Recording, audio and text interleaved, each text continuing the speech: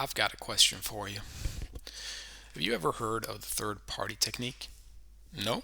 Well, finding out what it is and how it's deployed might just open your eyes to how both governments and corporations sucker you into believing outright lies. Speaking of governments, the world class champion of the third party technique is, drum rolls please, and you guessed it, Israel. Now, I'm going to be honest, we're going to get to the point by kind of walking in a circle here, but trust me, it'll be worth it. Let's have a look at how the third party technique is described on a website called Tobacco Tactics.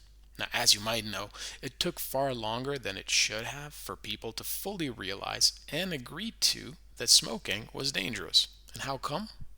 Well, one of the tactics, and the most powerful ones, was putting their own words into the mouths of so called experts.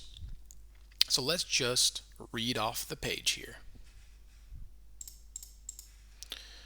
The third party technique has been called the heart of public relations and has been used for decades by the public relations industry. For example, in 1991, Merrill Rose, the executive vice president of the PR firm Porter Novelli, advised companies about the technique, which can offer controversial actors a credible voice.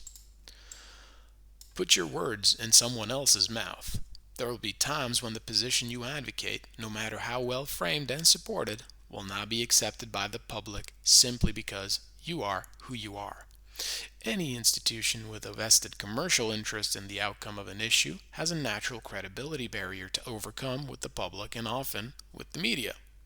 4 years later, in 1995, Amanda Little, manager of communication services from the Sydney office of PR firm Burson Marsteller, told an advertising conference.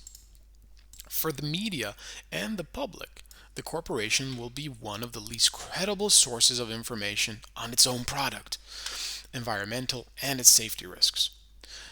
Both these audiences will turn to other experts to get an objective viewpoint.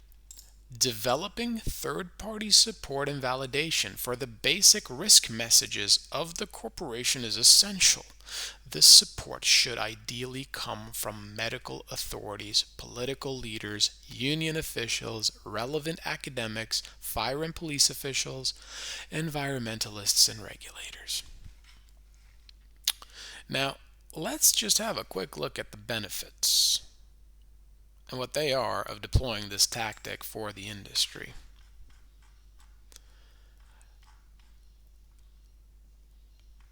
All right.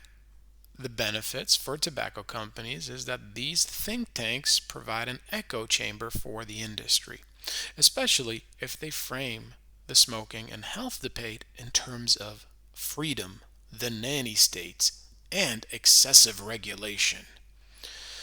BAT's former communication director conceded that, "I think the libertarian argument resonates among people who wouldn't normally take notice of what the tobacco industry has to say." Now, if we just go ahead and scroll down here, we'll find a few recurring stars, such as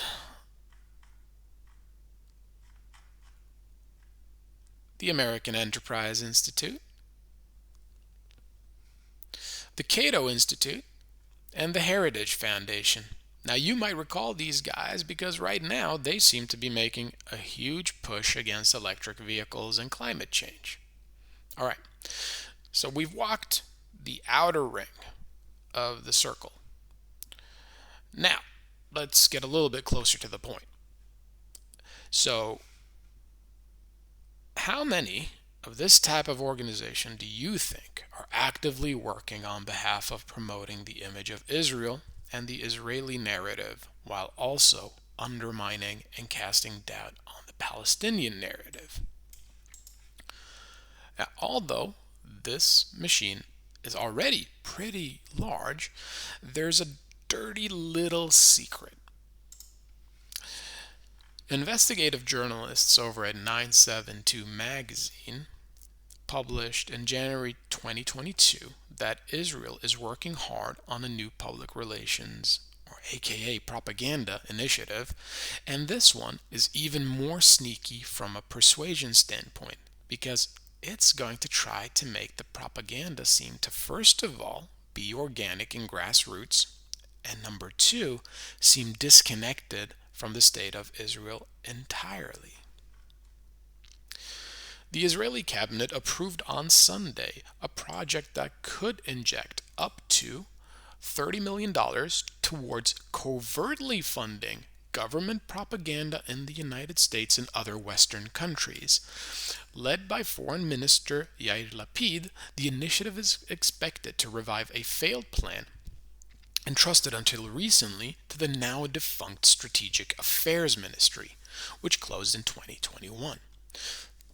The plan is to transfer money indirectly to foreign organizations that will spread Israeli propaganda in the countries in which they operate, all while hiding the fact that they are backed by the Israeli government. All right. So, in other words, the Israeli government and its various affinity organizations spend a lot of time and resources on getting pro Israeli messages out to you. And they want that messaging to seem independent, organic, and pervasive because they're trying to trigger something known as the illusory truth effect. We're not going to read this entire thing, but I do recommend that you go ahead and have a look at it because it'll begin making sense why Israeli propagandists insist on everybody using the terms that they do and the slogans that they do. It also explains why they cannot allow Palestinian slogans and chants to stand. From the river to the sea, Palestine will be free is an exceptionally powerful slogan because you can't really argue with the right of Palestinians to have freedom or basic human decency and dignity. And that's why Israel needs to convince you that the slogan is somehow nefarious or dangerous, even if it requires the power of law to do so. Now, I can only speak for myself, but I'll never accept that demanding freedom for Palestinians, or any human for that matter, is anti Semitic. And I do not care what some AIPAC purchased shill for apartheid Israel has to say. I do not take my moral lessons from Nazis or Zios, and neither should anybody else. So, thanks for walking in this ever tightening circle with me. I hope you learned something. Have a great day.